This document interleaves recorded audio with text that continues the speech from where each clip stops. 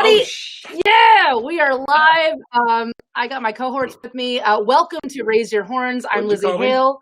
A cohort. Yeah, we'll go over that later. Got to break out the dictionary for that. But we're going to get into a bunch of stuff. But first, I got to say hello, and we love you, and we miss you guys. Thank you so much for watching. Thank you so much to Rolling Live Studios for having us.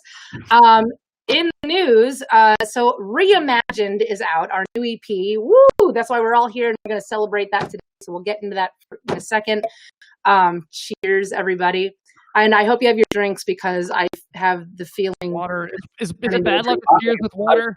I got my drink, You're going to get overhydrated, RJ. Better be careful. But I know. No bathroom breaks on this show. Also, what is happening today, besides Reimagined being out, our good friends in Evanescence, their new song "Use My Voice" is out right now, and myself and a bunch of our other amazing women have been out, are included in that.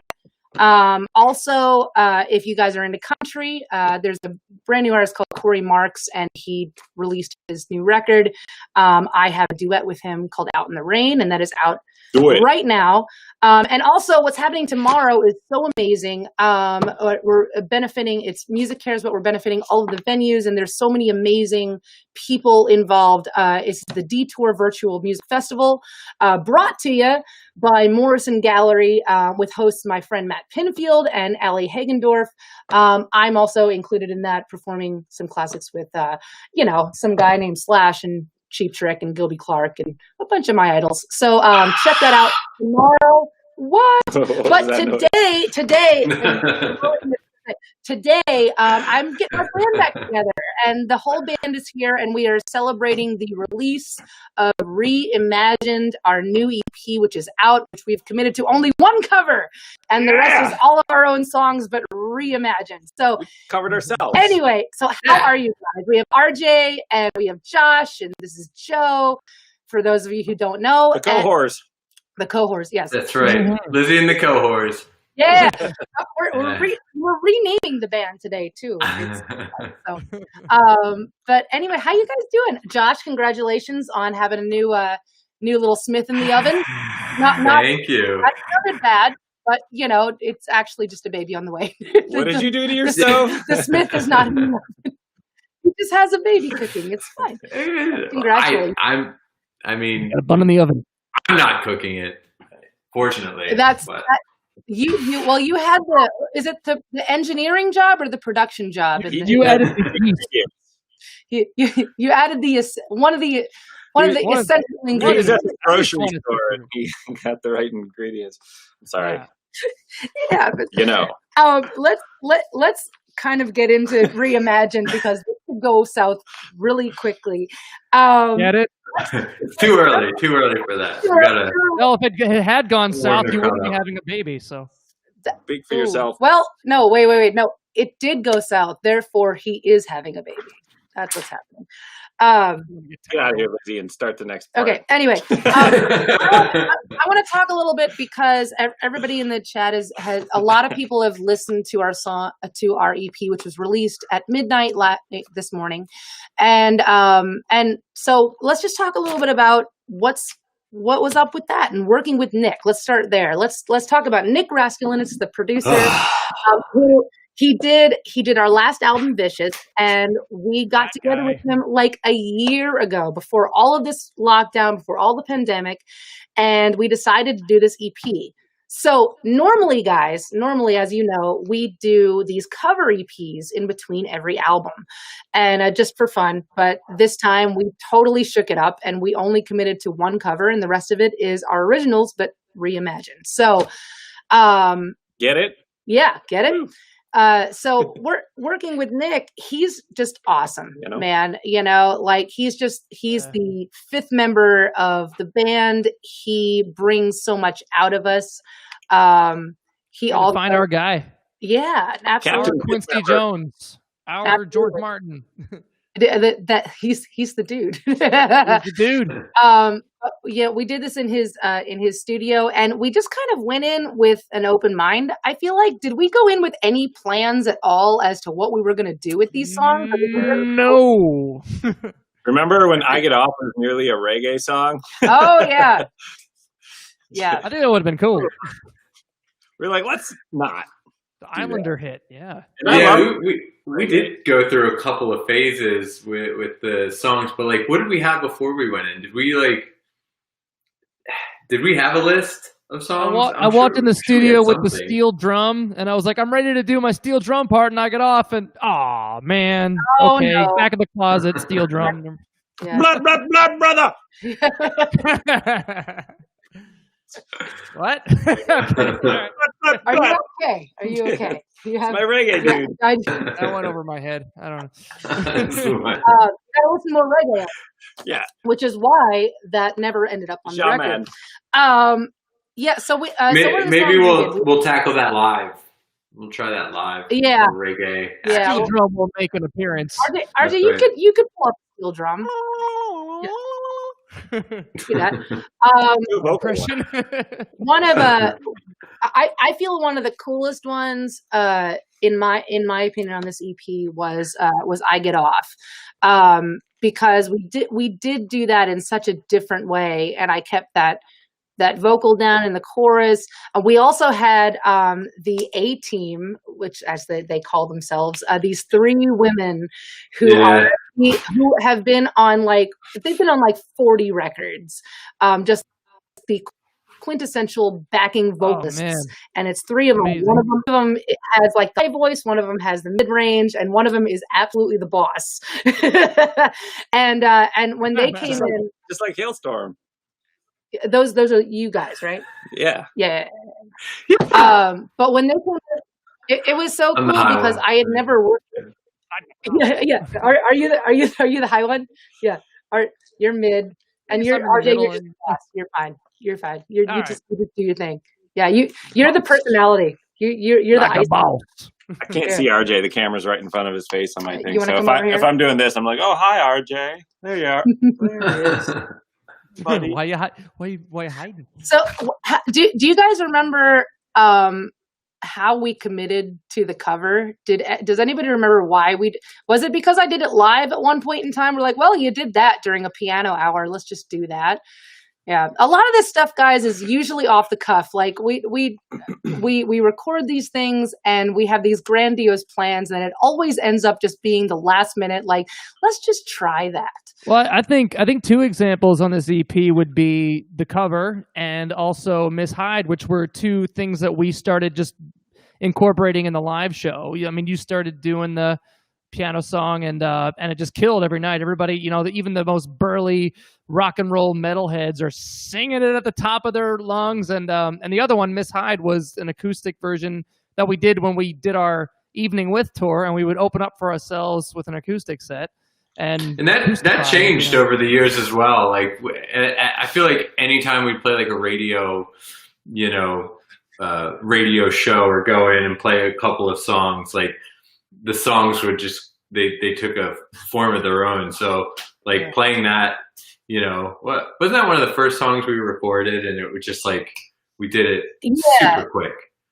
Yeah, we did it acoustic or something. We're like, well, no, this sounds great. This is fine. And then, and remember for Ms. Hyde, we ended up having a party at Nick's studio with everybody. It was all the wives, all the girlfriends, all the buds, all the girlfriends.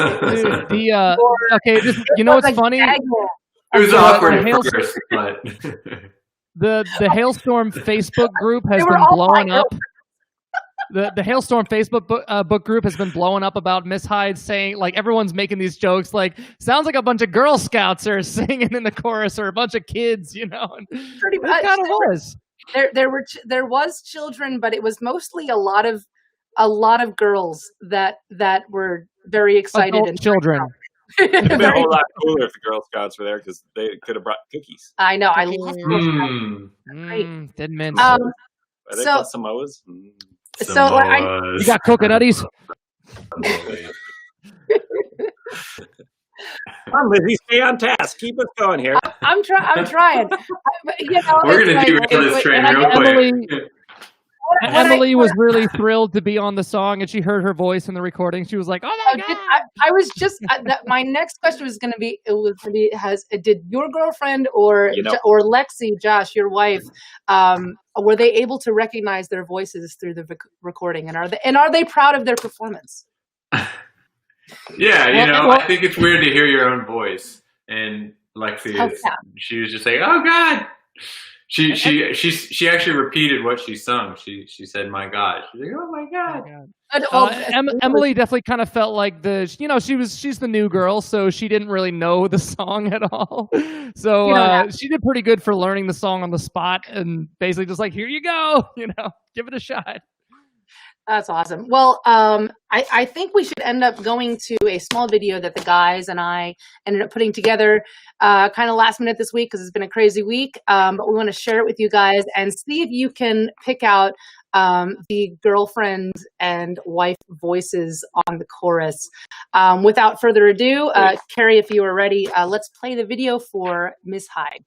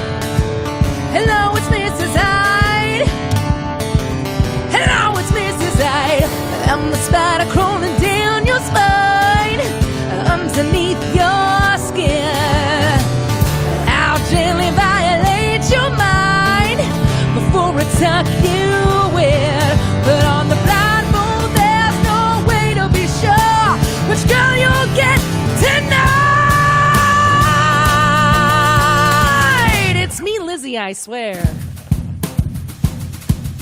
Welcome to the nightmare in my head. Say hello to something scary, the monster in your bed. Just give in and you won't be sorry. Nightmare in my head. Say hello to something scary, the monster in your bed. Just give in and you won't be sorry. Welcome to my evil side. Hello, it's Mrs. Hyde.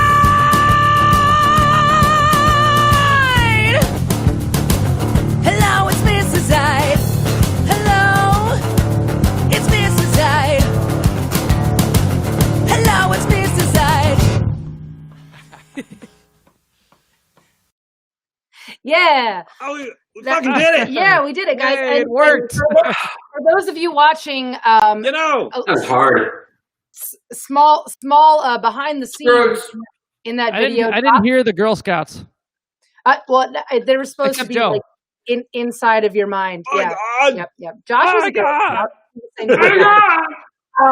But for those of you who want to know a little sidebar of that video, Josh did that entirely in his boxers, which I didn't know until this morning. Awesome. Yeah, and they cut out the end. Otherwise, you guys would have been able to see. Would have seen Josh's boxers, but you know, it's probably for the best. Let's talk about your fruit roll-up jacket. Oh yes, Fruit leather. Strawberry? It was raspberry actually. Ooh, raspberry. I do like fruit roll-ups. Yeah, or was Yummy. it cherry? You know, Could be cherry. Yeah, I know. Remember those? Did any of you roll the outside? You know, like the you know how like they had the shapes in the middle of the fruit roll up, and then on the outside was just like the border, but you would roll that into a ball and just. Did you ever eat a whole fruit by the foot without stopping? No, but remember the kid that would wrap it around his finger, then like lick it, and then oh, so good. So RJ and I. Come on, just lick it. Where is RJ? Wait, was it fruit roll up or fruit by the foot? RJ and I are brother and sister. For any of you not knowing who we are, and RJ and I used to watch this kid in. It was like every lunchtime during school, he would just wrap the whole thing around his finger and just suck on his finger. It was really gross. Anyway, yeah. Never mind. Let's get into some fun. I have sticky fingers, Billy. His name probably was Billy too. Old sticky fingers. I wonder where he's at right now. Probably still finishing up that fruit roll up. Fruit by the foot. Anyway, does anybody even know what those treats are anymore? Like, are we dating ourselves completely? What about Gushers? You guys know about Gushers? Gushers. Fantastic treat. Man, I would fuck up a couple bags of Gushers. Because they only give you like 5 little packs. Yeah. Nah. Same with fruit roll-ups. I'd probably just tear like 5 off of the, stick them together, throw them in all at once. Oh yeah, just the whole thing. Just have it explode in your mouth. Anyway, for those of you just joining us, we're talking about things that will explode in our mouth. So I know we're celebrating. And that is. I know we're celebrating the release. Had that been the case, Josh would not be having a kid. So. Right. So, when you're in quarantine and you don't want to have kids, then that's an option. That's a good option. Thank you. Things that explode in your mouth. Advice for everyone hanging out at home. Things that make you go. They melt in your mouth, not in your hand kind of thing, Anyway, the mouth of the South. So, anyway, hey. moving on.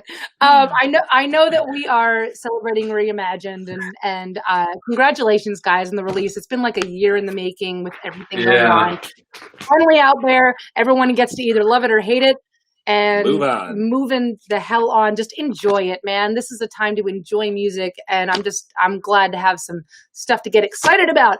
But for those of you who don't know our band, we've been a band for a long time. We just celebrated 23 years on August 9th of being a band. Little bro RJ and I started it in '97, and then the guys joined shortly afterward, and we have been all over the world. We have done so much together, and so I kind of want to not necessarily reintroduce, but I have a couple things here that I want to go over with you guys, just to kind of. You want to get to know us a little bit better? I want to get to know you a little better. Yes, Neat. Absolutely. So we're going to start with an easy one. This is for everybody involved, and I know we all have a tendency to ramble, but just pick something. It's fine. What is your earliest memory of music? Like when you remember, understanding what was going on. There's a song. It's Beans, Beans, the Magical Fruit. Are you serious? The musical fruit.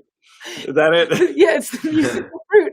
No, or the magical fruit. I don't know. The more that you eat, the more that you. Yeah.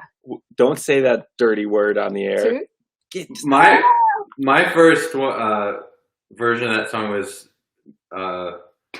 Beans. They're good for your heart. Everybody fill in the blank. Was shard a word back then? I'm pretty sure that we as a band invented that word, and anybody who thinks differently is wrong. You're full of shard. But first memory of music, like when you first hey, what is that? You know, like because I know that like as we're kids, we get exposed to it, but maybe we don't necessarily understand it. I know what Joe's was. What? The Gummy Bears theme. Gummy Bears! Bouncing here and there and everywhere. Interesting side note, Lorenzo Music, who played the voice of Garfield, was actually in that show. He voiced one of the bears. What? Yeah. What bear? If there's ever going to be a live-action remake, it's going to be Bill Murray, I'll bet. That is interesting. That is very interesting, RJ. Thank you. You learn things on the show. Thankfully. Thankfully, you're here with all of the information. Explain how you know that. Never mind. Well, we've been sitting at home Googling things, you know. Okay, all right. We're just going to move on because anyway, whatever. You can probably find that on Wikipedia. But here's one that I don't think the fans actually have ever heard of. So have either or all of you ever fully or nearly emptied your bowels on stage? Oh, you mean shit yourself? Yes. I was trying to be classy. Nice. I nearly have. No, I have not. No. I have. I'm actually on I've signed an NDA that I am not supposed to talk about that between me and my drum tech, Joe Miller. Oh, Joe Miller, yeah. Yeah. That was the Next question. Moving on. That was hot gravy. Moving on. Next one. Remember that? 2017. RJ, I'm sorry. Joe, would you care to elaborate on your experience? Yeah, I'll talk about it. I don't care. Was that Great Falls? Have you had like triple chili enchiladas before going on stage? No, this was in Belgium. we were at that huge festival, Grass Pop, and like I woke up that morning, and luckily we were stopped at a. Because it really could have been anywhere. I mean, there's no way that the three of us would know what the difference is between just like a whisper in the wind at that stage, and maybe you should. So in an emergency. Please continue to the emergency. I did not shit my pants. I shit after the show. You nearly did. Nearly did. Okay, go. I remember I tried to do the My God and Ms. Hyde and realized that was a terrible idea and that I was no longer going to be singing the rest of that show. My God. My God. My God. God. Oh, good Lord. Oh, good Lord. My God. Oh.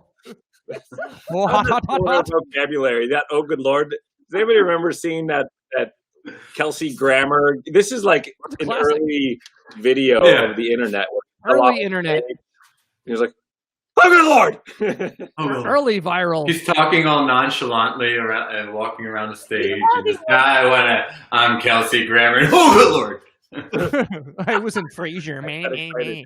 Well, still cracks me up. But it's funny because in that moment where he was most vulnerable and not like in those moments, you don't keep that character. So it was in that moment that I realized that that Kelsey Grammer really is Frasier because they built that whole thing around his personality because there's no way that you're falling off a stage and still in character. Kelsey Grammer is Frasier. Frasier is Kelsey Grammer. So on the symbiotic relationship. On the subject of shit, what is next question? What is the first app that you open on your phone when you sit down to take a crap in the morning? TikTok. What's your crap app, guys? Crap app? Hashtag crap app, everybody. Oh, crap app. That may be a replacement for TikTok. I'm probably reading the news or like if I need to research something for the day, like something I need to do or whatever. Amazon. Or Walmart.com, as we can see. I open up Snapchat. It's an offshoot of Snapchat, and it's all just pictures of poop, and it helps Crap my chat. body. Wow. Helps my body, realize what I'm there to do. Yes, we have a couple friends that send us pictures of their business, and it's crap chat. pretty fascinating, actually. I need to invent that app. This is very important information, everybody. Like, I don't know. This is like a shitty team magazine, but really a shitty literally. magazine. So moving on from the crap world, what Get it moving. now? Specifically, not talking about crowds, like good or bad crowds. Thanks, Tara. Kelly. Yeah. Hey, look at that. Everybody. We got two of them. Before we move on with Blender bottle. let's I got another one. let's cheers the freak family. Hang out and check it out, guys. We're all here to get miss you, and we love you. Protein shake. Yeah. You know. Yeah. Yeah. No, not really. So, so Water. speaking of fans and all of that going on, so not talking about crowds, because crowds are awesome and we miss crowds. We miss playing live and we miss everybody out there. But for each of you personally, and I'm trying to think of one for myself. What's the worst? What do you consider, like, what if you look back and you think of like the worst show that you think you ever played, like, or just like things are going wrong, or maybe you're just like not feeling it that night or something. Can you think of a specific show for that? You don't even have to be super specific. Probably about half the shows I've played. I mean, Yeah, those are pretty good odds, though. 1 out of 2 shows is good. What I wouldn't give for even a bad show right now. I know. Yeah, right. I'd accept. I'd happily play my worst show ever right now. Yep. No, I agree, man. I agree. I think we're at the point where it's like it doesn't even matter. Like it matters. We want to put on a good show, but I think it's just that connection and that high that you get from stage and being like, okay, this could be like super magical, or it could be a complete train wreck, and that's up to us, guys. Here we go. Woo! Like I always think of one of our worst shows, like just collectively, in that it wasn't really a show. It didn't happen. It was Austin City, South by Southwest. Remember when we went up on stage and we were supposed to play, and then the power went out. We're like, RJ, I don't know. We played like half a song. RJ drum solo. Oh my God, yeah. I don't know. We're not fixed. Keep playing. RJ played like a 5-minute drum solo. Nothing came back on. We're like, well, that's all we got. That reminds me See you later. of Berlin in 2012 or 13, maybe. We rent amps over in Europe, and my amp, like whatever power convert, whatever happened, the amp like burnt out mid song. I was like, all right, you kind of walk off stage and like, let's get the other one up. So Justin at the time runs up and plugs it in, turns it on. I start playing again. That one then burnt out, and then that was it. We didn't have any more amps, and I remember like standing there like, I could fake it, and I just left. Nope. You guys played as a 3-piece. Remember that one? Oh yeah. Ooh. Yeah. We were a pretty good 3-piece, man. Best show Yeah, ever. we held it down. Joe, you should have came out and sung your solos on the mic. That's what you should have went out and. Yeah, I heard that, RJ. I heard that.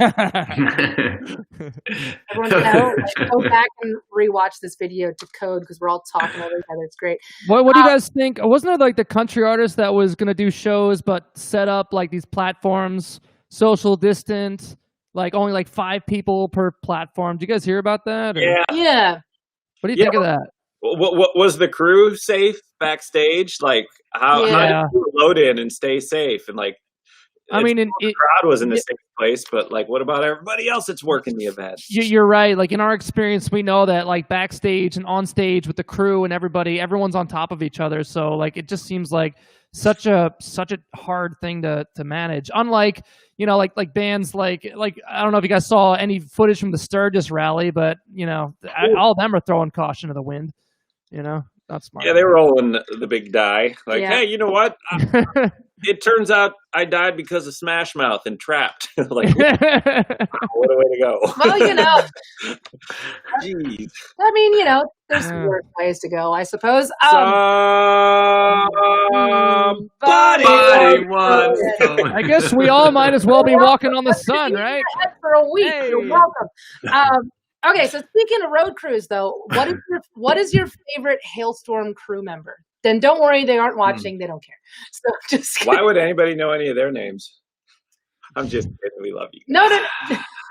Well, I'd have to go with Joe Miller because he, You just want to be You're Joe. asking us. I he guess. cleans up when I, have accidents on stage. But hot be gravy careful of Sunday. that. Be careful of that contract you signed. Not talking about that. Oh, yeah. Sorry. No. No more triple chili enchiladas for me before the show. You're just in trouble. Honestly, one of the kind of one of the guys behind the scene that nobody really sees, Joey Leo. Joey DeLeo. Joey Baggett. I feel like it's like, Agadies. it's like every day. It's like he's like, I got to pass folks, and I got a shot of Jack, And he remembers we're good. everybody's name. He remembers So everybody's name. Joey runs our stage now, and he does lighting tech and fixes lights, but also he's the stage manager, and he's a dude amongst dudes. Yeah. Boston boy. He popped Boston his con boy, out of yeah. yard many times. Yeah. He lives. If we're ranking by level of importance, I mean, the tour could not happen without Mike Mahar and Detroit. Oh yeah, no, we're not talking about importance. We're talking about Okay, yeah. We're talking about impotence. Well, and that let's says a at lot. least give them a shot for importance. It doesn't matter. Impotence, then Craig. Or importance, yes. Craig, you have experience with this? Where are All you? right, let's just start roasting the crew. They're not. There we used go. to I it. know, right? It's Waiting gonna for happen. this. By the way, Roadie Strong, everybody. Roadie Make sure Strong. that you get out there and you support the road crews. Everybody that. Oh shit, Bill Hanging McGaffey's on the chat. Oh, Bill McGaffey. Yo! Oh, Bill. Hi, Hello. Bill. Our Hello. favorite Yes, sir. crew guy. Our very own Mr. Kincaid, Bill McGaffey, our manager, is in the chat today. Make sure that you cheers him or give him some kisses or something. Mr. so, Kincaid, as all the youngsters call him nowadays. So Halestorm just turned 23, right? And the guys and I have been hustling for years. We've achieved so much. Like, we've toured the world. We've won a Grammy. That all of the things that we never thought of that we could possibly achieve when we were teenagers, just starting this whole thing, we've achieved. And we've also been living like 2 feet from each other, like forever, for most of our lives, right? So we know each other's ins and outs. Like right here? Right there. Yes. Okay. That's gonna be out there later, by the way. But I want to. Let's all get closer. But I want to talk about some good. Let's get real close. That's better. There we go. All right. That feels like old times. Gosh. We're on a bus. What is it about having you guys in here that I'm just like go back to like 13? But I want to talk about some good breakdown stories. Actually, like we never really talk about this stuff, and nobody ever really asks. But I got a couple. I broke down last week. I got a couple. Let's try to summarize and recant. Actually, this will be a little quicker one. The Pissicles story, Joshua. You know this a little bit better. Well, that was more my older brother Jeremy. That was I know, but these Smiths are all interchangeable. It's fine. that was his shift. Yeah. You guys can stop out. No one would know. So to summarize, guys, for back in the day, before the tour buses and everything, we were touring in an RV, and Storm and Norman. and the guys were taking shifts in driving, and then we had Josh's brother, Jeremy, helping us do a bunch of the driving and a lot of the maintenance with the engine because, as you know, an RV is not a tour bus, and we were going through like 9 fan belts a tour and however many alternators. We always had something going on, and so it was the dead of winter, and there was something happening. We pulled over. Fort Wayne, Indiana. Thank you. It's Pierre's. Mr. Dates over here. I knew you would know the date. It was cold though. It was January. It was January. Oh, yeah. at like a Flying J. No, truck we were stop, right? We were at We were at Pierre's, yeah. Oh, we were at Pierre's? Yeah. Oh. Yeah, we were in the parking lot. Ooh, yeah. Okay, And for some reason I thought it was at the Flying J. Please continue. And our air brake had frozen shut in park, and I went under there to have a look, and and ended up smacking my nose with a crowbar. Oh yeah, Came back up. I was like, bloody. and it's below freezing and warm go down your face. You're like, fuck. Damn it. Come back up. But yeah, there were icicles made of our very own pias, and we call them piscicles. And then wasn't your brother under there like working on something, and he was like, "Oh, these are some funny icicles," and then realized the smell hit him, and he's like, "Oh my god!" It was just raining on his face. He was trying to heat him up with the hand heater. Oh, right? Yeah. maybe he was trying to he went under there with a hand. Either way, like a torch. It's a terrible position for anyone to be in, and I'm glad that we have that story. We all suffered for our art. The next one I want to talk about is our trailer detaching on the highway, which was that's dad. That was a dad thing. That was dad's fault. Raj may or may not be watching. We were out on tour with Shinedown and Papa Roach, and I remember we were going through Mississippi, right? Yep. And Raj had the CB going, and he loved talking with the other bus drivers. And I guess one of the Papa Roach bus drivers was like, "Raj, where's your trailer?" And Raj was like, "Ha ha, real funny." Then he looked back, was like, "Oh my god, oh shit, where's my trailer?" Turned around and went 15 minutes back down the highway, and it was it was in the middle. Thank God there was a median, and it was tipped over. It didn't crash into anybody. Didn't hit anybody or kill anyone. Thank God.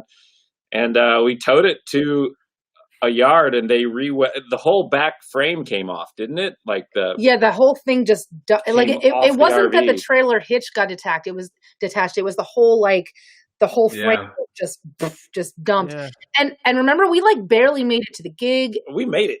We made it. We made it in time. The only casual base case. I think everything else was just fine. And some beers. There were some beers. And I'm very disappointed because we have to credit. Here's to you, case of beer.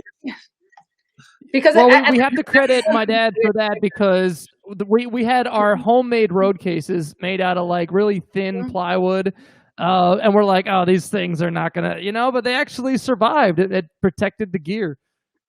Yeah, it worked. It worked. But I remember being disappointed about the case of beer, because at that point in time in our career, we were not being given those things. We had to fight for those cases of beer.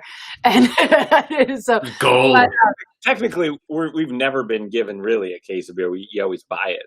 It's just part of your. Yeah, well, except for that one tour with Shinedown, we did that small little 2-week tour with Shinedown, and at the end of it, they were flying home, and they gave us all their booze, and we literally just packed our trailer with booze, and then we drove back to Pennsylvania, and then we were pretty much stocked for a good 3 days. For the winter. That is true. It lasted us hours. Thank you so much. A lot of those songs on the 10-year anniversary of the first album were thanks to Shinedown. Thanks, Shinedown. And their rider generosity. Those boys taught us how to tour right. They taught us how to, you be nice to other bands, and we're all in this together. That is true. Love them, and hell yeah. Cheers. Cheers to the miss them downers. Yeah. So the next one, and I'll end with this one. Not the whole show. Everybody stick around, but I'll end the breakdown stories. But one of my favorites is Bucksnort. And this has to do with all four of us, and also our sound guy, Mr. Robert Tausch. And we should go back there. We should go back there. We haven't been back there since. Far. I've driven by. Nothing has changed. I doubt it. Right? That town seems like that was just a stamp in time. See any dead hookers in the dumpster? They have the same diner and nor smell. Okay, so yeah. Well, we could just leave all of that up to everyone's imagination. We could start. Anyway, next story. So allegedly, hookers in a dumpster, and there's a diner and an adult bookstore. That's all we're giving you. That's all we're giving you. Bucksnort. Great place. No, so I think it was it 2006? Yeah, we were on the tour Shinedown and Trapped in Evans Blue, and we were in the middle of two legs. There was like a 2 or 3 week break between the tours, and we were driving from New Mexico to Pennsylvania. And I remember I was driving. We were in Tennessee going 40 east, and we always had alternator problems. Josh was trading out the alternator or changing it out every few days, really, right? And so we're always watching. Always watching like the volts, because the alternator gives it the power, and the volts would be down. They were always down because it was just always dying. But I remember driving, I was like, Josh, we got power again. This is great. And Josh was like, Joe, what's the temperature? And I was like, oh shit. And it had like gone past the thing, and it was back to like 100 again, you know? Just spinning. I was like, oh, I went to hit the brakes, and I didn't have to hit the brakes. The engine went boom, coasted off to the side of the road, and we ended up stopping. The bus came to a stop right in the same exact spot. A Greyhound bus had just burnt down the week before, so it was just black ash everywhere.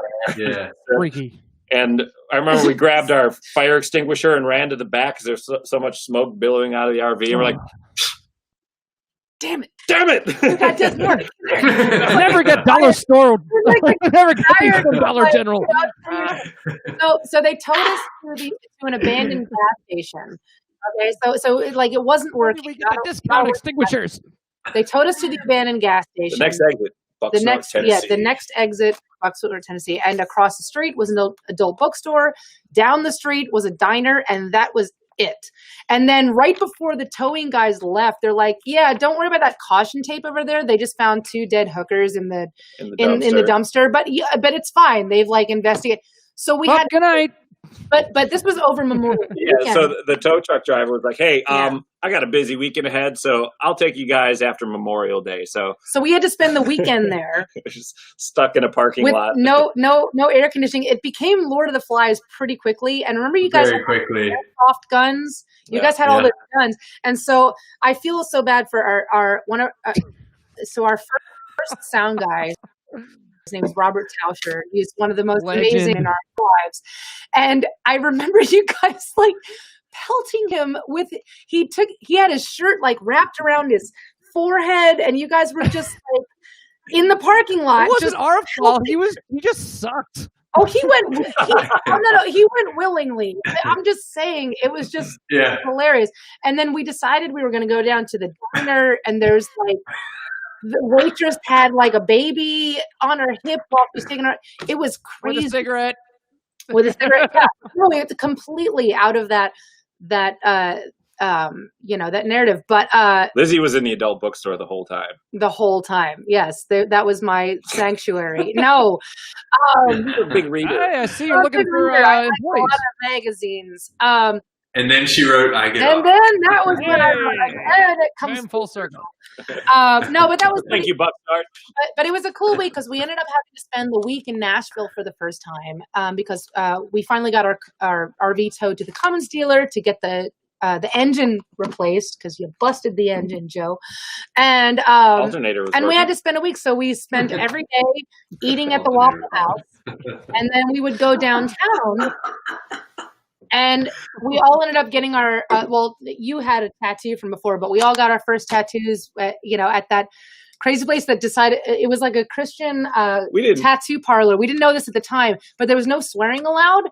So as soon as, somebody like puts like a needle to your skin, you're going to be like, shit. Flubber, you can't, tough fish. It's really weird. But that was one of the coolest memories. Judas Priest. And then we ended up singing karaoke. It ended up being great. Those are the remember when we would sing karaoke because they would give us discounts on food. Yes, because you were good. I literally was singing for my supper. Yeah, it was all, we're like, sing again. We need some tater tots. Yeah. Oh yeah, you did like those tater tots at that cheese kind. It was like Wannabes or something. It was like the karaoke. One of the karaoke. I know. I don't think it's there anymore. It might be. You know what? I haven't been there in a long time. Not be going downtown and doing anything right now. Are you a Broadway bro? No, it's like when when you live in LA, you never go to Hollywood. When you live in Nashville, you never go to Broadway. You just avoid it. That's true. Dude, believe me, I never go to Broadway unless there's like the last time I went, it was because like mom was visiting and she's like, we should go. I'm like, no, we shouldn't. We really shouldn't. Fine, we'll go. Last time I went down there, I think was when the Dorothy camp was in town, and we had a lot of fun with those guys. And dude, probably there until like 5 a.m. Oh my God, I can't even imagine with that crew. Oh man, that's crazy. That's awesome. So, but anyway, I guess moral of that story is that like, even though all of those things happen and they happen, and all of you young bands out there, you got to remember this, is that the glory is in doing it. It's about just sticking your neck out and diving headfirst in the shark tank and doing it, because things are going to go wrong. You're going to break down. You're going to not make gigs. You're going to, have to sing for your supper in karaoke. You're going to have to spend the weekend in an abandoned parking lot with, 2 dead hookers in the dumpster. It's going to happen, but you know what? You're doing it and you're rocking out, and that's the main point. But we're going to move on because we have like about 10 or 15 minutes going, and we just have to like do this thing. This is why I love the New Year's Day guys. We had the New Year's Day guys on our show a while back, and they are exactly like us at that age. Like, they're just stoked to be on tour, stoked to be out there doing it. Oh yeah, good for those guys. What are you saying? Like, not stoked anymore because you're older? RJ's old. Yeah, I'm old. RJ's an old fart right now. Old. Yeah. So I have a question for all 3 of you boys, and this has nothing to do, like, nobody knows I'm putting this in here, but I have to. I haven't looked yet. Because it's been a dream of mine to actually do this. Now that I have you all in one place and it's live and none of you can escape, I'm going to do it. So, question for all of you. Oh, look at the time. Hey. I got stuff to do. Are you a lyrics first or a music first listener when it comes to music? Oh, yeah, we've talked music. I'm a slave to groove. Yeah, I think a solid groove, a kick-ass bass line, and a really great solid melody. Lyrics are just like a nice little icing on the cake. Thanks, guys. Jesus. I often wish I was a lyrics first person. I don't, I just don't. It has to feel good, and that doesn't hold true for everyone. Like with Bob Dylan, you kind of have to go with the lyrics, like it depends. Sometimes the lyric will jump out at you. Yeah. It's like there's no one way to write a song. There's no one way to absorb a song either when you listen to it. Although I disagree with you, RJ. I feel like you've paid attention to more things than you let on, as far as lyrics of like our songs. I love lyrics. There have been multiple times where I'm like, oh God, what is the second verse of What Were You Expecting? And you're like, oh, it's this. I'm like, oh, shit, how do you know that? So, but we're gonna test this theory with a game. Everyone at home, this is called Finish the Line to one of our own Halestorm original songs that we've been playing for over a decade now. So RJ, if you, I say that RJ, I say specifically to you because I know that you have a pretty good memory. Shit, I got so much to live up to now. So the expectations are too high. If you know the correct answer, don't immediately shout it out. Because I kind of want to know what the other two are. Oh, this isn't like a buzz-in show, like. I mean, if I had thought about that and had sent everybody a buzzer, I would. Yeah, we need like supermarket sweep. I mean, if you want to create a buzzing noise, you totally can. RJ, you probably have effects like that. So anyway, so number 1, this should be easy, but I'm not quite sure. I'm going to say the line, and then you have to finish it, basically. So I miss the bad things, the way you hate me. I miss the screaming. And the way that you. I know it. Do you know it, Josh? Just looking at me. I only know the way that you. But the way that you blame me in the face. Ooh. Dinger. Did you say blame me? Yep. Hey! Yeah. Okay. So, ding, ding, ding, ding. one for RJ, one for Josh. 0. I'm gonna watch the chat and then I'll know. Yeah. You guys feel free to play at home. No cheating. Feel free to play. No chat cheating. Number two. I can't Google the lyrics fast enough. I'm trying to make them as easy as possible, but you don't know that I know. You watch me every night. Wait, I gotta get into character. Right, hold on. Keep going. Okay. You don't know that I know. You watch me every night. What is the next line? Hang on, I just can't resist the urge to start a fight. Just stand here. To take a juicy bite. In the fight. You're close, Josh. Stand here in the light. Aye. These are easy ones. You gotta dig deeper than that, Lzzy. Yeah. Come on. Okay. All right. Number 3. Don't listen to what your girlfriend says. She reads those magazines. My girlfriend says, reads those magazines. I'm flanking. Oh, yeah. I'm Shoot. Don't look at the chat. That one is escaping me, actually. I know. Don't listen. Let's say you failed the test. Like you forget about. Don't know what it means. Said you failed the test. You don't know what it means. Did you ever say that? So close. You guys are like in the tower. I don't sing this part, so I don't know. Does it go like? Oh, it goes like this. 1, 2, 1, 2, 1, 2, 3, go. That's it, right? That's it. All right. Got it. All right. Anybody? Cool. Next question. All right, cool. No, I won. Okay, so, cool. So it's don't listen to what your girlfriend says. She reads those magazines that say you failed the test. You don't have what she needs. Usually, I was close. Hey, all right. That's a good lyric. Yeah. It builds you up. It kicks you down. It thump ups and dump paper down. Really good. Congrats. Wow. Number 4. You should win a Grammy for that. No. Yeah, I think we should. I think we deserve a Grammy for that line. Done. Where is it? Hold on. Oh, mine's in LA still. All right. Number 4. Number 4. You are the only one that sees me. Next line. Something about shoes. Are the only one. It literally just came out again. Trust me and believes me. Yeah. I'm glad Josh, you're good at this. Hell yeah. RJ Josh. knows them all.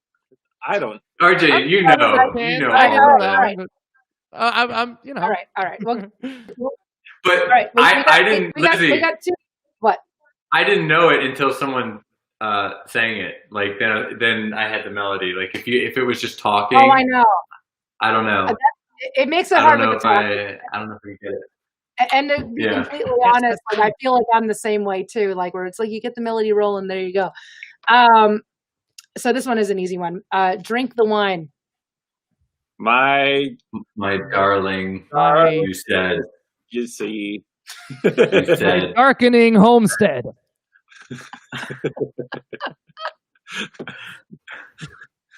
It's red. Yes. It's tasty and red. My darling, it's red. Yes. Drink the wine. You're It's a Cabernet red. Blend. That's what it It's a should have been. blend. Actually. That's what it should have been. California table wine. All right, it's my darling. You said okay, and all right. So here's we got 2 more, and I swear the last one's going to be easy for you. But stop looking. I'm not looking. I'm looking at the chat. Yeah. Well, just don't look at the chat. Cheater! Cheater! Yeah. I know that's true. Chat Right. cheater. This one might be a little weird, but you might actually get it because it's strange. So number 6, I did it because I wanna, and I did it because I want, and I did it because I gonna, and I did it just because I can. Did it because it makes me feel so good. And Fuck the man. Fuck the man. Yeah. Right? yep. Yeah. That's fine. Oh, good job. Yeah, good job, guys. Thanks a lot, everyone in the chat, helping them win. Yeah, right? Cheater. You know that. I'm not a Derek, cheater. Derek Cheater over here. All right. We only got a couple more minutes, but this last one you should know this one. You should know. And this one, is obviously for everybody out there watching and cheersing with everybody. And I don't know if any of you guys are getting all the drunk times this that we early in fucked the up. day. Nope, close. Here's to us. Here's to you. Fill the glass, because the last few nights have kicked my ass. If they give you hell, tell them, go. Tell them to burn in hell. No. guys, come Run hell on. with hell. Tell them to ring that bell. We need a Like a Trader Joe's. Ring the bell. You can say, here's find to a you. stranger in the Alps. Stranger, yeah. Tell them go fuck themselves, guys. Yeah. Jesus Christ. All right. Tell them forget themselves. All right, guys. I love you so much. Thank you so much for being on here today. And thank you for everything that you guys have given me. I'm going to get smushy here for a second. But I would not be the lady that I am today without you guys. And I would not be doing all of these things that have completely fulfilled my life without all of you. It's always been the four of us against the world since we were teenagers. And it's amazing that we even get to say that we are musicians, and that we even get to say that we love rock and roll music, and that we are one of those ambassadors of rock now, for heaven's sake. Reimagined is #1 on the iTunes chart as of this morning. Thank you very much, everyone. Everybody, I'm going to wrap up the show here because we got literally 1 minute. But next week's guest is rock ambassador himself and clothing designer John Varvatos. Special surprise appearance. Well, not really a surprise, but a special appearance by one of my new favorite artists, Aaron Jones. And he's badass. He is so awesome. It's like this grungy Jimi Hendrix thing. You cannot miss. This is really cool. And probably one of the neatest interviews that I think I'm going to end up doing, because it's just such a we'll be the judge of that. I'm just saying. I'm predicting. Saying. Yeah, sure. You watch in the chat. I'll judge your interview. You watch from a distance. Again, Reimagined, our new EP is out right now. Go and get it on all of the outlets. If you really do need a link, just Google it. Vinyl Seriously. comes out in 2 weeks. The vinyl comes out in 2 weeks. Pre-order. It's orange. Evanescence's new song, Use My Voice, is out. My duet with Corey Marks, Out in the Rain, is out. And again, make sure that you tune in tomorrow, Saturday the 15th, for the Detour Virtual Music Festival, brought to you by Morrison Gallery, with hosts my friend Matt Pinfield and Allie Hagendorf.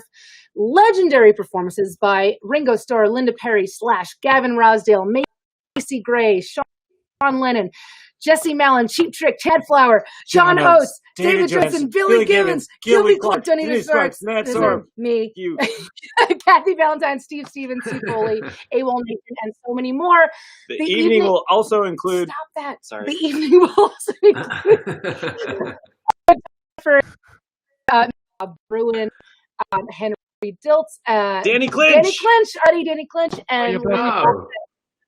And up next is my friend Matt Pinfield with the show A Lonely Place, so please stick around for that.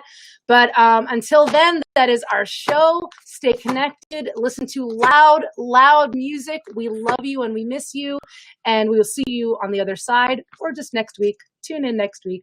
Love one another. Stay connected. Raise your horns. Wow. See you next week. Thank you, everybody.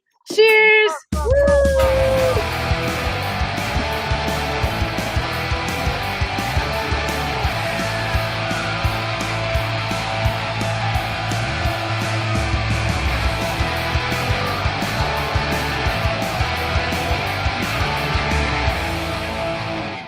Hey, it's Matt Pinfield. Welcome to In a Lonely Place. And I'm never lonely when I have great guests. It's the thing that's really cool. Remember, we named the show after the Smithereen song, the New Order song, and the 50s Humphrey Bogart movie. We thought it was a perfect name during the beginning of COVID because, seriously, we were all very isolated. I know some of you still are. But you know what? We're finding ways to make the best of what's going on. And one of those ways is by doing a show with artists that I love and people that I want to talk to today, and find out about their favorite records. So today's guest is from a band from Louisville, Kentucky, and I'm welcome to the show. I'm just really excited to have here. It's Tony Esposito from the band White Reaper. Tony, what's up, man? How are you? I'm good. Thanks for having me. You know, I know, you know, with everything, the last time I saw you guys play, I've seen you multiple times. I brought you on stage in Las Vegas years ago, the Merch Fest, you know. I remember because I remember talking at the time to Nick and Sam and about their dad was a fan of it, watched 120 Minutes. And that was a great day. It was you guys, grandson, trying to think of who else played that day, but I remember definitely the two of you. And it was a very cool thing. It was after the shooting in Vegas, so the regular festival didn't happen, but we were doing a benefit thing, and that's where I got to know the band. And but let's talk about Tony, how you guys started out in Louisville. You know, when you and Nick started the band and the origin of the band. There's that story about where the name comes from as well. Tell me a bit about that. Yeah, so I met most of the guys in the band really, really early on. We were all very young. I met Ryan, who plays keys, when I was in second grade, and then me and the twins went to school together, and I met them in fifth grade.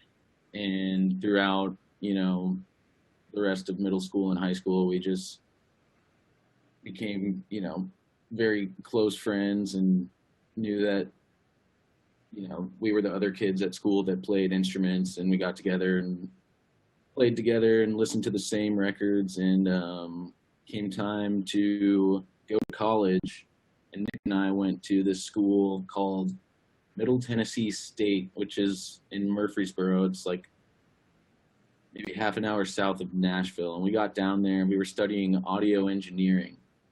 But I don't think we were mature enough to be good students. So as soon as we skipped our first class and realized that nobody was going to like call us and get us in trouble and ask where we were, we pretty much never went back.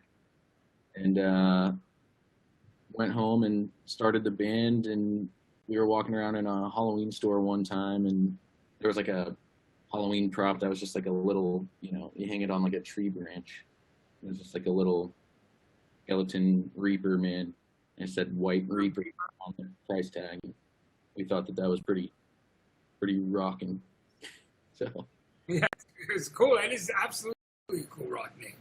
You know, I mean, it's pretty amazing. Murfreesboro is a place where I've stayed there before. You know, I've gone there to shoot at Bonnaroo because it's not that far away.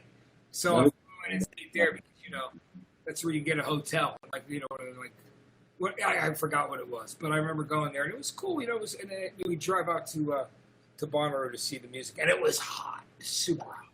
You know, but it was amazing. But so you went to school there.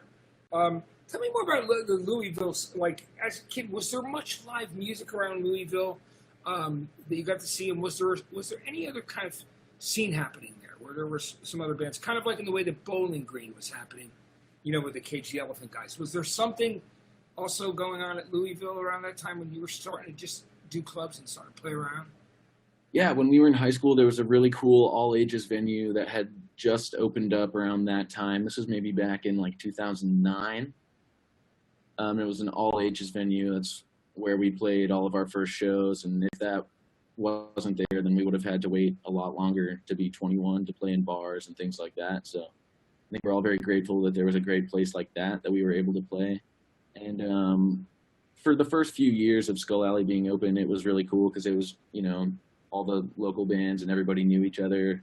And then after a while, we started to get like bigger acts to come and play there. Like Matt and Kim came through there, and the Bouncing Souls came through there, and there's more that I'm probably forgetting. But by the end of Skull Alley's time, they were throwing some really, really cool shows, and eventually it closed. But yeah, it was.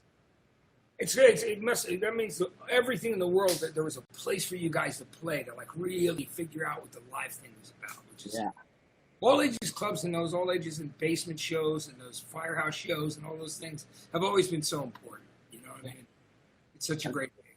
Bouncing Souls are actually from my hometown, you know, like around New Brunswick, New Jersey, East Brunswick. That's where they're from. Yeah, the Jersey guys, right? Yeah, they're total Jersey guys from my area. They're great guys. But yeah, so that was it. So, but the earliest demos and stuff that you recorded, you were doing with Nick. And then Sam joined and played bass shortly thereafter. Tell me about that. Like, I mean, since you knew everybody growing up in school, but was it like, how did it go? Did Nick suggest Sam join the band? Did you guys kind of realize, or did he say, "Hey man, I'll pick up bass. You need a bass player"? How did that whole thing go down? Yeah, I would say Sam suggested that Sam played bass in the band. Yeah, that's cool. Well, I mean, I'm glad he has because he's such a great guy. I mean, you know, it's really cool. Now, you know, it's amazing because I heard a cover that you guys did of Deep Purple's Highway Star that I absolutely loved. It was so badass. My friend who produces this show, Chris Trevero, was in the car one day, and I've been looking for it ever since. I can't remember what it was for, but I was like, "Hey guys, you got to hear White Reaper, the cover of Highway Star." It was so badass. It was such a great cover of that song. Not an easy song to do, you know. So I thought it was. We definitely had some trouble with it. That's for sure. What was? Tell me why that was one that you picked. Was it something that that you liked, your parents liked, or was it something that it was a record that was kind of being around the house? What was the reason? We all loved the song. I think Hunter and I really wanted to take a crack at that solo. Maybe more than anything else. I think we wanted to see if we could do it. Richie Blackmore solo, man, is so badass. And also the version, have you heard the version he does on Made in Japan, the double live album that came out like around the same time as Machine Head? There's a live version. I'm not sure if I have, maybe somewhere down the line, but You're going to have to check it out on Spotify, or if you listen on Spotify or Apple. Check that out, live version of Highway Star from Made in Japan. Just remember that you will absolutely love it if you love that lead. You know what I mean? Which is really cool. So, you know, I saw you guys, you know, there was the polyvinyl era, and you're doing the EPs, and before the first album, and it was just, the word was getting out about the band because there was the thing about the songs that I thought that was so great. I said, you know, I always said it was somewhere between the Cars, Cheap Trick. I mean, I was just looking, you know, I was trying to explain to people about the songwriting, how great it was, but the feel that you guys had. Tell me about those earliest tours and how you guys were received, because you were touring so really young, Tony. Tell me about. We first got out there when we were like 18. And it was just a lot of playing in basements to like 12 people, and then begging the people to let us sleep on their couch, you know. And that was really fun. I remember the first tour we went on, it was just kind of like, this is it. Like, we're so happy to be there, even though we probably played to 400 people total on the entire tour, and that might even be a little bit high. But we went out for 2 weeks, just with another friend of ours who also had a band. We had 2 bands in one van, and I remember Nick and I just being really ecstatic and excited to be there. And we got really lucky when right around the time that we got home from that. Someone in town got in contact with us and said, "I want to manage your band," and we were like, "Why not? Let's just do it." And then not long after that, he got us in front of the people at Polyvinyl, and we were very lucky with how that all kind of happened. What I perceived to be pretty quickly. So yeah, very, very fortunate. I mean, your live shows are really great, and there's a lot of energy. It's just like you're certainly committed to the shows, to the songs. I've seen you guys on big stages, and then I've seen you playing a small club, you know what I mean, in Hollywood. And it's amazing how you're able to command both. As far as rehearsing for those live shows, when you guys get together and you do that stuff, I mean, when you go out on tour, is it kind of one of those things where you just feel out what you're going to be doing live as you tour, like going through kind of that way, or do you rehearse? Do you spend a lot of time rehearsing before you get to it? Yeah, we usually do about a week or two, where it's just like rehearse. Because Hunter lives, he's in Texas now. Sometimes he's in New York, but the rest of us live in Louisville, and so we all get together like a week or two beforehand and go every day.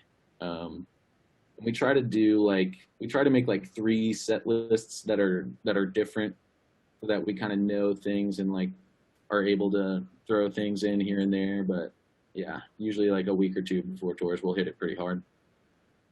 Yeah, I mean, I think that's great. It's, you know, I mean, for me, it was seeing you and seeing the excitement around the people that were coming to see the band live, and then just absolutely watching you guys grow. And then when you guys went from being independent to getting signed to Elektra, I was really happy to hear that, because I was like, yeah, these guys can actually carry it live.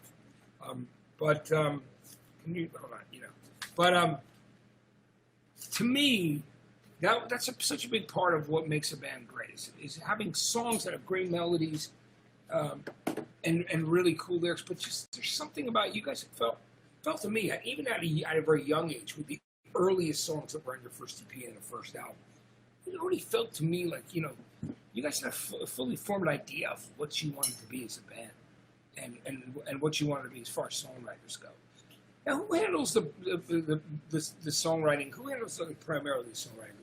You, Tony? Would you say it's you and Nick? Primarily, I would make demos and then send them to Nick, and then we'd go into a studio and do it together. And we did that for the first EP and the first full length, and then our second album, World's Best American Band, we kind of like hashed it all out in a studio. Yeah, Reaper Does It Again was more like you said. That was different. That was, you know, right. Yeah. And then the second time, got in the studio and just tried to like literally make songs and record them immediately. Yeah, which is really for me.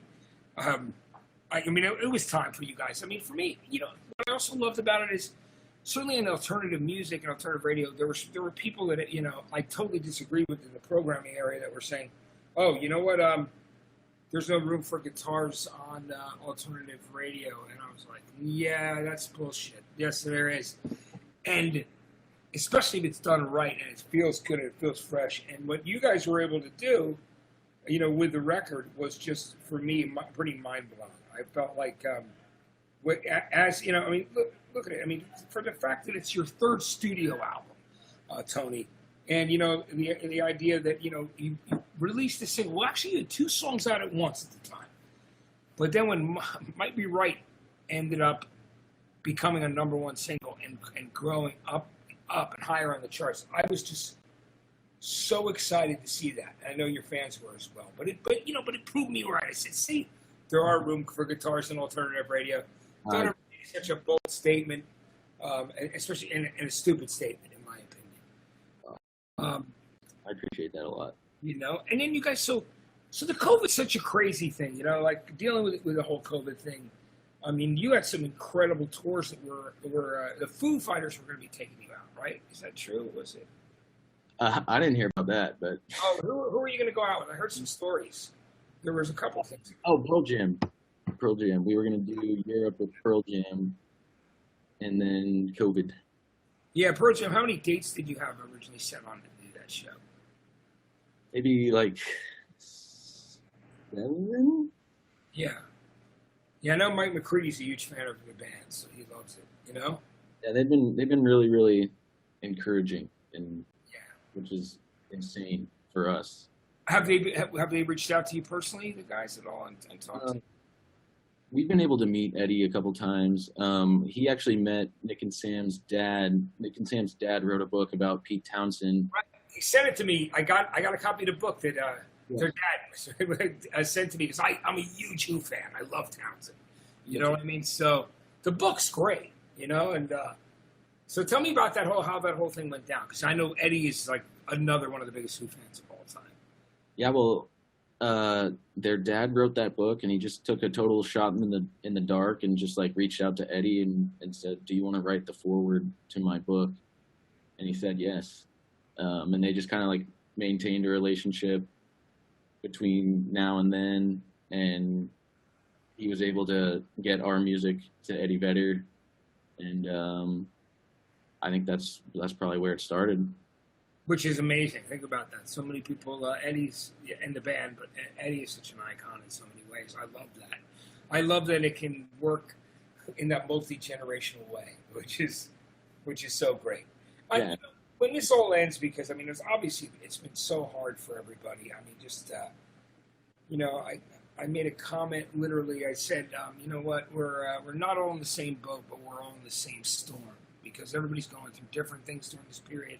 It's affecting everybody differently, but it certainly has affected everybody's lives, especially all of us in the music community.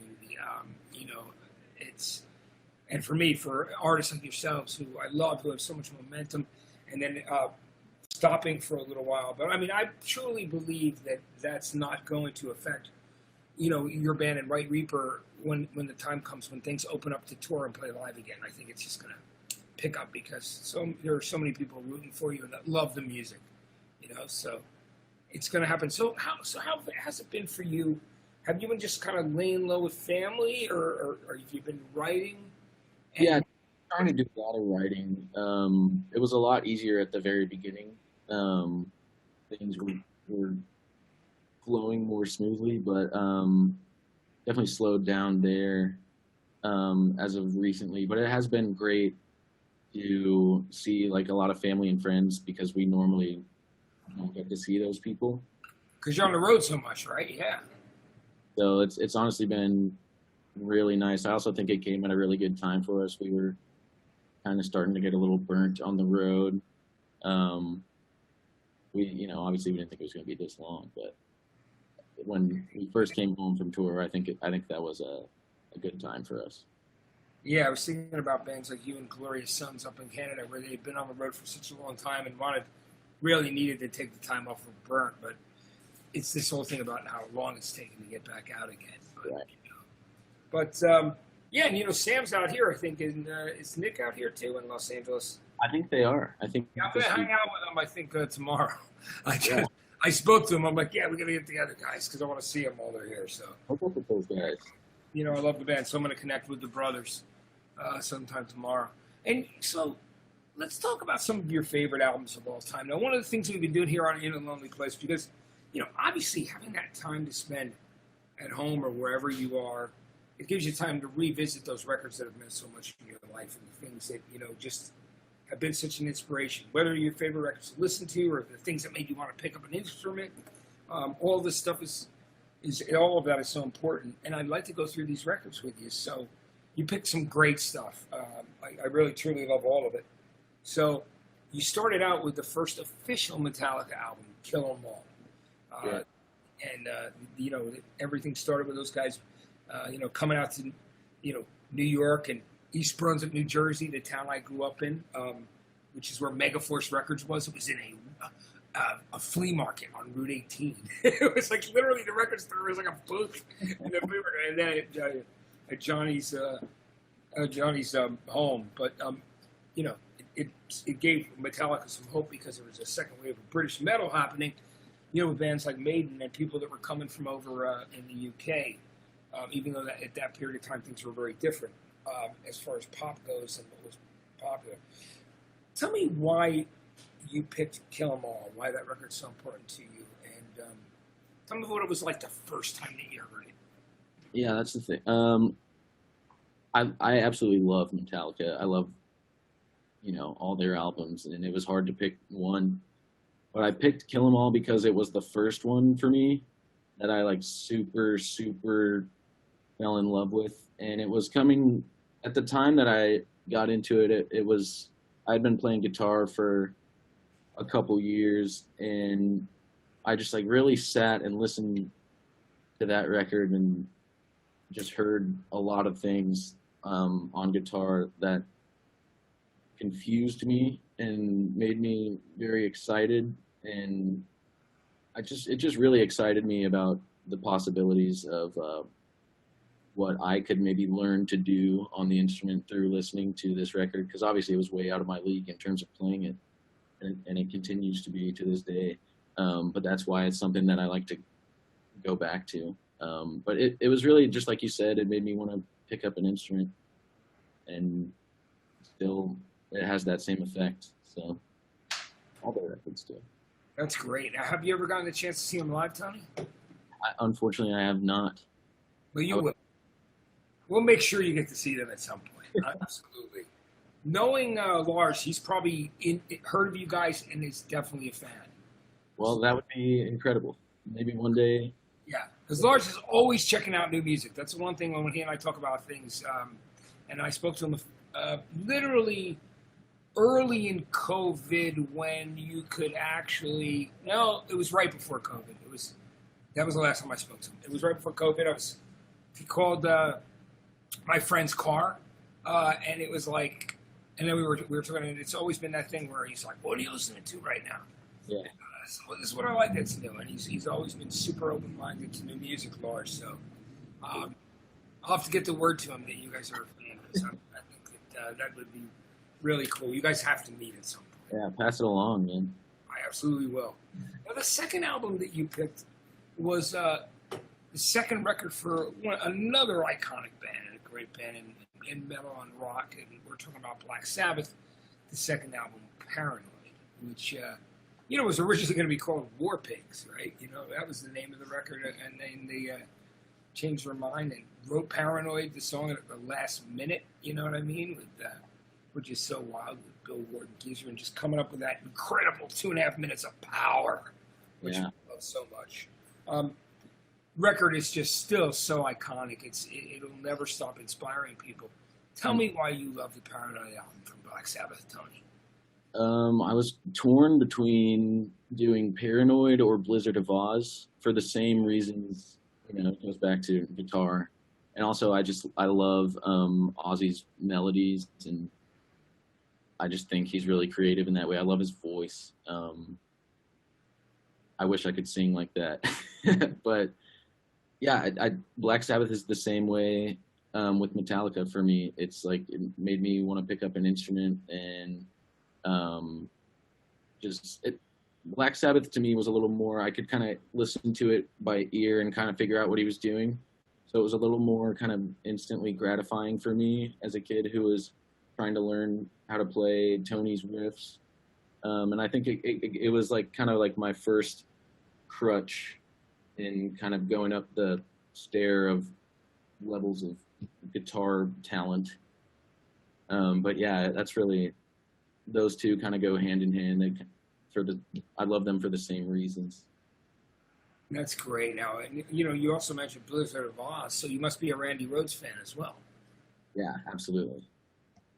I mean, there's another guy. It's amazing that Ozzy's been lucky in his life to have two of the most iconic guitar players with Tony Iommi, of course, in the band he formed, and then with Randy, who of course died way too young. It was so incredible. Now, these are iconic records. You picked, what I love about the records you picked is you picked a lot of very iconic ones. And the next one is a record that I bought when it came out on my birthday. And it had come out, I think, 10 or so, maybe 7 or 8 days before. I didn't know what I was buying, but I knew it was my birthday. And I got in a fight in my junior high school with a guy who had the same birthday. So we were both born May 28th, right? So we were fighting over a girl. So we went in the bathroom and decided to start slugging at each other. We were kids, and naturally. Remember, his father was a mobster, and my father was a school teacher in the same school system. So my dad had to pick me up after we got suspended, and he was a little bit mad at me. His father was proud of him for fighting because his father was seriously a mobster. Like, I'm talking about the real deal. Like involved with the guys that you've seen in tons of movies.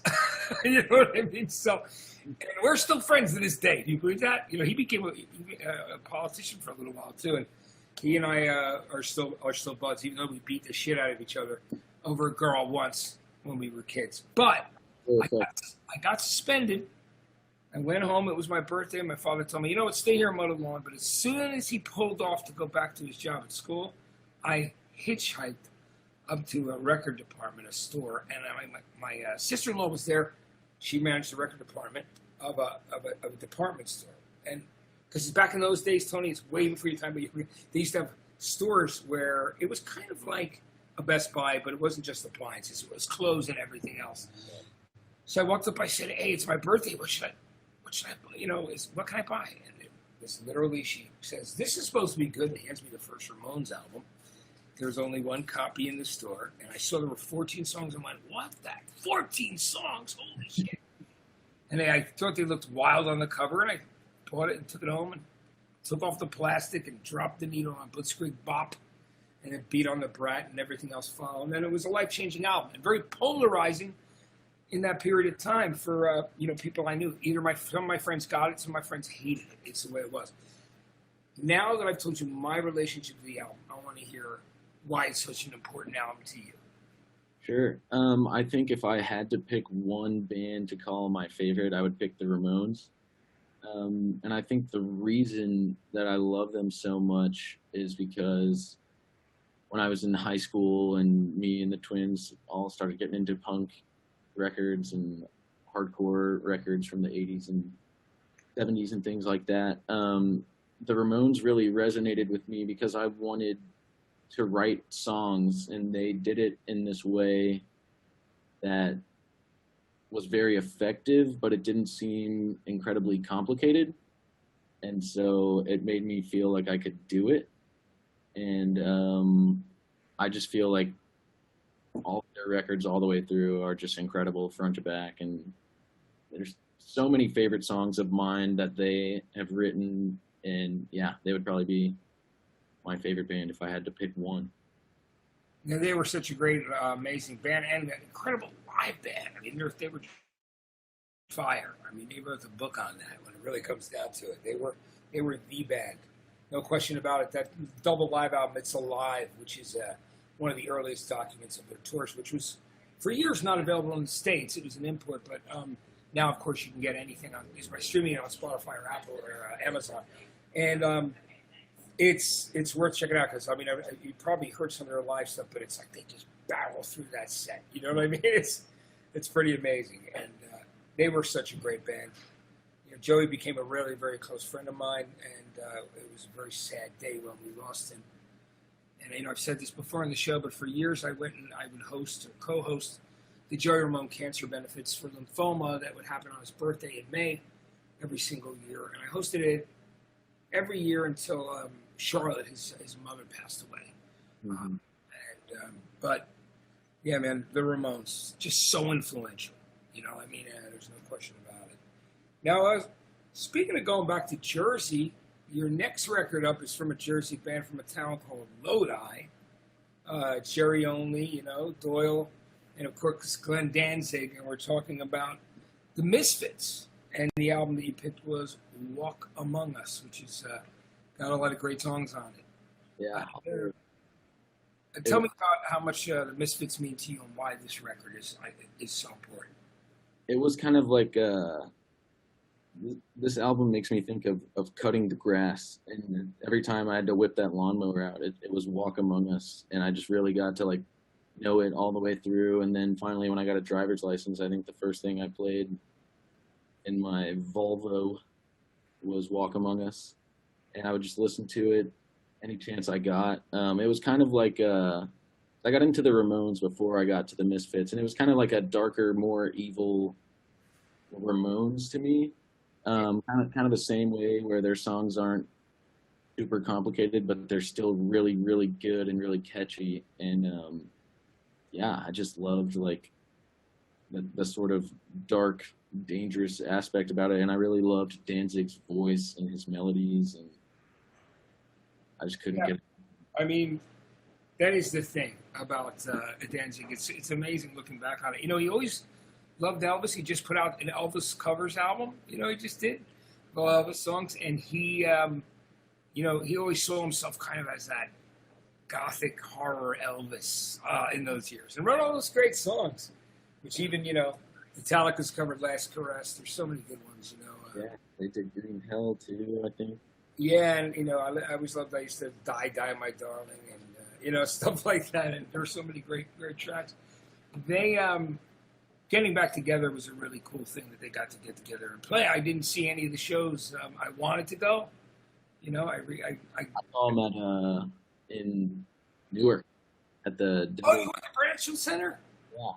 See, you know what's funny? I'm from Jersey. They're from Jersey. I helped Jerry Only get the old MTV Beach House for his daughter's 16th birthday. It's her sweet 16. She got to have it at the MTV Beach House. I did it for Jerry. You know what I mean? So, I mean, I had an opportunity to go. I just could not get back to the East Coast for those shows or seeing them here. scheduling, but they were great, weren't they? Tell me about it. When you It was so sick. It was so sick. Like, everyone was just screaming. The entire place was screaming. I was so sweaty. I lost my voice. It was incredible. That was probably the most fun I've had at a show.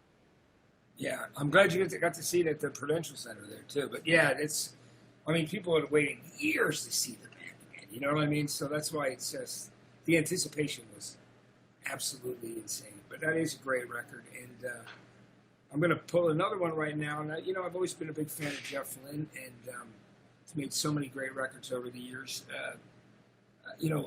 Followed him in everything he's done. And he's also such a great producer. I mean, obviously the stuff that he did with Traveling Wilburys and producing Full Fever for Tom Petty, but with Electric Light Orchestra, about a year ago, it's over a year ago, he toured, and it was just so great to see him play hit after hit, man. And he sounded great, and it was awesome. I really loved him. We went to see him here at the Forum in LA, and now he's going to Jeff Lynne's ELO just because of certain legal reasons, but it was fantastic. Now, the album that you picked was the one that had the hit on it, Hold On Tight, and it's the album Time.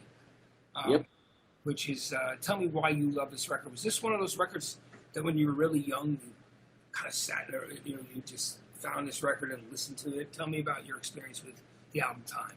It actually, I was a little bit older when I first heard it. A friend of mine gave it to me as a gift. He gave me the vinyl record of ELO's Time. And about a week later, I turned it on. He knew that I loved ELO. And I had never sat down and listened to this record all the way through. But the first time I did, I was blown away. And as soon as it was over, I just flipped it again and started it. And man, Jeff Lynne is really, really immensely talented, and kind of the opposite of the Ramones or the Misfits. Not to say that they aren't talented, but I feel like Jeff Lynne is very detail oriented in his songs, and there's a lot going on there, and there's so much to listen to, and it's inspiring in sort of the adverse way that some of those other records were for me. It kind of helped me realize that texture can be a really good thing if you don't overdo it, and I just loved like the atmosphere of this record in particular. Yeah, it's amazing when there's a great story I got to share with you, Tony, that when Jeff came up with the idea to do ELO, because he had been in the Move before that with Roy Wood, and then went on to ELO, but to make the early records, he did not yet have his own orchestra members, like guys who were going to play those string instruments, and so he had to hire union guys that were not into rock and roll, and they played on those first couple albums, and they are so to the second that he was like in the middle of a song, and they're like, 5 o'clock, we're gone, and he's like, whoa, wait a minute, we're almost done with this take, what the fuck? And he was like, literally, that's what he did. That's when he finally said, I gotta find somebody. And then he ran into a couple guys who, like Mick Kaminsky and those guys, and figured out that, that he could really get guys who could play their own string instruments. But can you believe that? He had the concept. Isn't that awesome? They literally left in the middle of recording. Just like 5 o'clock. You know what I mean? But it's the union. It was just funny though. But what great records! I love those albums. All that run. There was a period he did. When I was growing up, like El Dorado, Face the Music with Evil Ones. What? El Dorado rocks. So great, isn't it, man? Yeah, I love that. Face the Music, New World Record, Out of the Blue. That run was incredible. Mm-hmm. So love that stuff. I'm glad that you like ELO and Jeff Lynne. Now we're going back for your next record, Tony. To my home state of New Jersey, and not too far, a hop, skip, and a jump from Lodi, where the Misfits are from, is where this next band is from. The same town that gave us the Four Seasons back in the late 1950s through the 60s, and of course in the 70s too. They still had number one hits. That's right, the Four Seasons of Frankie Valli are from the same place as My Chemical Romance in Belleville. On this list. What's that? So much Jersey on this list. There really is. There's a lot of Jersey love there, which I'm not mad at that at all. But My Chemical Romance, such a great band from Belleville, formed by, Mikey and Gerard Way, and those guys are all just so good. You picked Three Cheers for Sweet Revenge, which was their second album. They did their first one independently, and then this was their first major label record. And I can say to you, when I had signed Cody and Cambria and Midtown and a bunch of other bands at that time that were playing Static Lullaby, there were a bunch of bands that I had on this festival. And they were just coming out, and I think they had inked their deal with Warner's, the week before. But the minute I saw Gerard Way go on stage and those guys take that stage, I went, I wish I'd seen these guys before Warner Brothers did. You know what I mean? I had the, I had the first album, and just had gotten it recently before that, and then they were playing this thing called Skate and Surf on the Jersey Shore, which was kind of very much like a Warped Tour thing, but it was separate, and they were absolutely brilliant. This is such a great record. It was a breakthrough record for them, and they were another band that was ready to go out on tour during this whole COVID thing, and then that stopped that. They did a couple of shows, but would have loved to have seen the guys go out on the road again. They're totally incredible. Why of the My Chemical Romance albums, why Three Cheers for Sweet Revenge is your favorite, and why it's a special place in your life? I feel like it was probably, if it wasn't my first, then it was very close to being like my first favorite album, because I was probably like 11 or 12 when it came out. And I thought it was really cool because I made friends through this album, and it was kind of like it's been a long time really since there's been an album like that for me, because of, guitars like we were just talking about earlier. There's maybe there's not as much room for them on the radio anymore. And it's kind of been a while since a record like this was everywhere. But in school, me and all my friends just really loved it, and yeah, it was a really comforting feeling to kind of go through that experience of this album is happening now, because a lot of the stuff I like is from ages ago, and that was probably the one on this list that I was able to live through.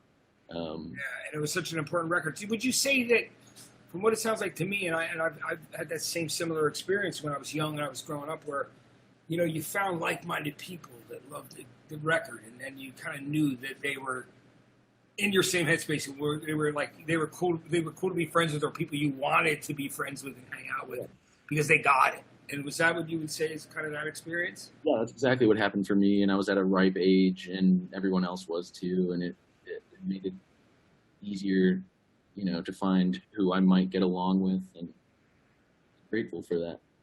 Yeah, it's such, again, they're such a great band, and Gerard was such a dynamic frontman. There's just something, and I love the power of the whole band. It was so great to see them. Very proud of those guys. And glad they're having another go at it. I'm hoping that they're writing new material while we're all stuck in COVID and ready to come out with another album. It would be amazing. It would be so good. Did you ever get to see them live, Tony? I did. I saw them in 2010 or 11, I think. Ryan and I went and saw them outside of Indianapolis. They were on tour with Blink 182. Yeah.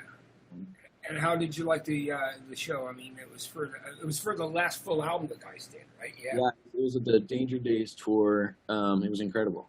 Yeah. I would have played a little bit longer, but Blink 182 had the headline spot, so I like Blink too, but for me, it's My Chem. That was the only drawback. They only got to play 11 songs. I wish it could have been. You're like, wow, you were just wanting to hear more, right? Yeah, absolutely. Yeah, it was so great. Now, the final album that you picked is I'm in Los Angeles right now in Hollywood, and this album is a classic Los Angeles Sunset Strip, Hollywood Boulevard, a rock and roll album. No question about it. When I think of late 70s and I think of LA, there's the one band you think of is Van Halen. And their first record is obviously a milestone because, the musicianship, Eddie playing on this record, nothing had sounded like that before. Right. You know what I mean?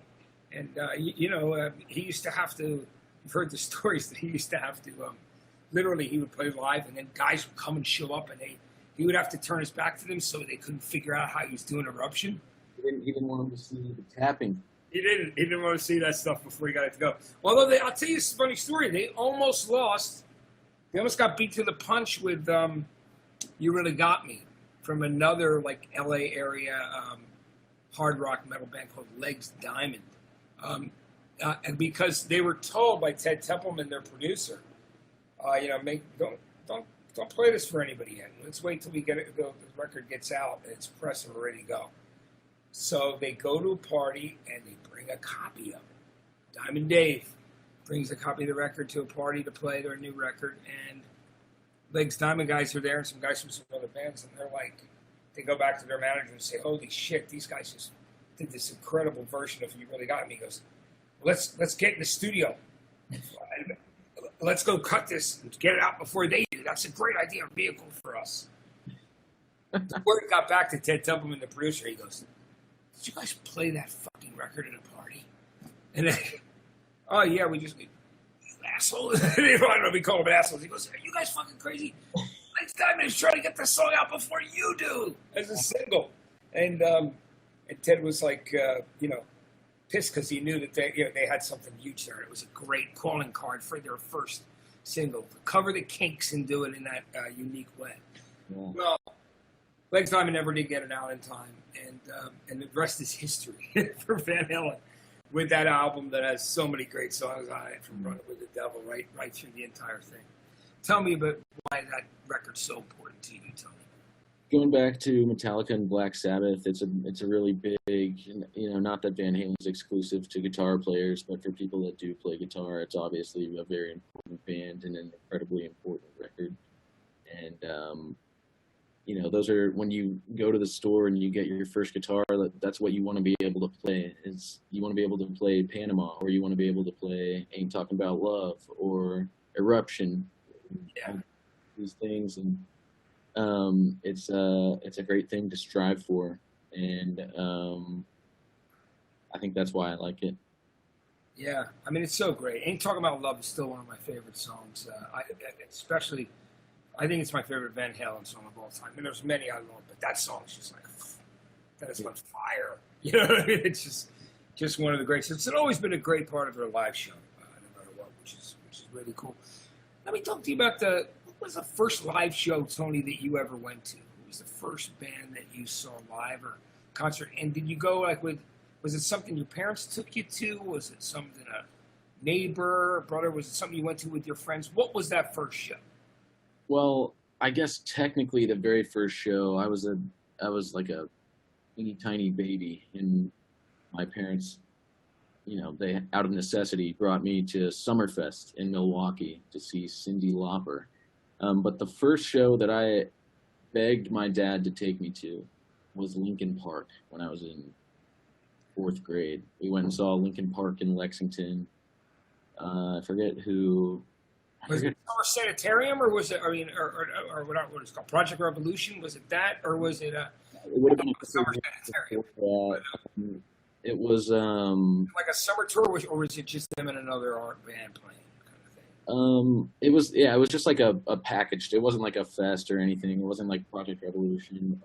I think it may have been POD. Yeah. Opened with them. Maybe Hoobastank played that show too. I can't remember. I don't remember. But you remember Linkin Park, and they were great, right? Yeah, and it was a school night, and my dad still took me, so I was happy about that. And I think that was the first. Sounds like you had a cool dad too, because he knew how much you wanted to go see that show, and said it wasn't. He's from Jersey. Yeah, what part? Do you know where he's from there? From Freehold. Freehold, dude. On a day we sweated out on the streets of a runaway American dream. You know what I mean? Big group. He talks about Highway 9. That's Freehold. Yeah. So we're going through there, Freehold, New Jersey, which, that's my stomping grounds, Central Jersey, because that's still considered central, even though a lot of it's by the shore. Asbury Park, I ran a radio station and DJ'd there for many, many a year, saw many a show, so that area your dad's from, that's pretty amazing. That's so cool. I'm sure we'd have some good conversations about that. But sounds like you had a cool dad who respected your love for rock and roll. What about the first festival that you went to? That's another great story. It was to see Black Sabbath at Lollapalooza in 2012, and I went with my dad. I was actually grounded at the time for smoking marijuana. Yeah. But I don't think my dad was going to let me miss that show. It was Ozzy had gotten back together with them in 2012. They couldn't get Bill Ward for whatever reason, but it was still really, really cool. And it was also kind of just funny to be at Lollapalooza with my dad while I was supposed to be grounded. Again, it sounds like your dad was very cool. He's like, you're supposed to be grounded. What the hell? Let's go see some rock and roll. Yeah. Share that experience together. Who else was on the bill that year? And was there anybody else you saw that impressed you? You know, I got to be honest with you. We didn't go until like 30 minutes before Black Sabbath played, and we left as soon as they were finished. I think on the other main stage that night, it was the Black Keys. But we only saw Black Sabbath. Yeah, by the time you got there. And sometimes it's hard to get in and out of those sheds. You know what I mean? Just to find parking. Right? I mean, it's amazing. You know, Tony, I really, I so appreciate you doing the show today. It's just great to have you on. You know, and I look forward to when we can hang out again, man. You, me, and Allison Hagendorf, and your management, and the guys, man, the brothers, and everybody in the band. It was just we had great times. We've gone out to eat, man, going to shows, hung out. It's just I'm looking forward to when I can see you here in Los Angeles again. Hopefully soon. Yeah, absolutely. In the meantime, you know, I want to say thank you so much for doing the show today. It was great hanging out. It was cool talking music, right? Yeah, absolutely. That's what it's about. We talk about your music and talk about your favorite records. And I think that it's just so important to your fans know the things that inspired you and that you love. I think it's a really important thing. So, Tony, thanks for doing the show today, my man. And I really do appreciate it in every way. You know, again, I will see when this COVID thing passes, believe me, we are going to celebrate in a big way. You know what I mean? We're going to go out.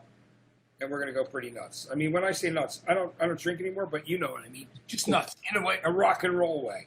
And I want to tell everybody watching, I'm sure you know this, but You Deserve Love is such a great album. And if you have not heard all of it, you got to check it out. And I would also go back and listen to The World's Best American Band, which, by the way, you know what I love about that I love that album, and I also love the title because I love the ballsiness of it and how much fun it is to say that. It's just like, fucking World's Best American Band, right? It's very cool. I love the name. So the names of all the records, the albums are cool because it shows also your sense of humor. On your first album, White Reaper does it again. Brilliant. Keep it coming, man. I love it. I love it all. All right, Tony, thanks again for doing this. We'll see you next time around. Tony Esposito, everybody. You've been watching In a Lonely Place. I'm Matt Pinfield, Rolling Live Studios. Thanks for watching us. And if you missed any of this, you can go back and watch it again. It'll be available on demand very soon, or any of our past episodes. And there are a ton of them. And they are all really great with artists that I love and I love talking about music with. So, Tony, take care. Be safe, my friend. It was good to see you. All right, take care. You got it. From In a Lonely Place, I'm Matt Pinfield. Keep music first and in your heart. We'll see you soon.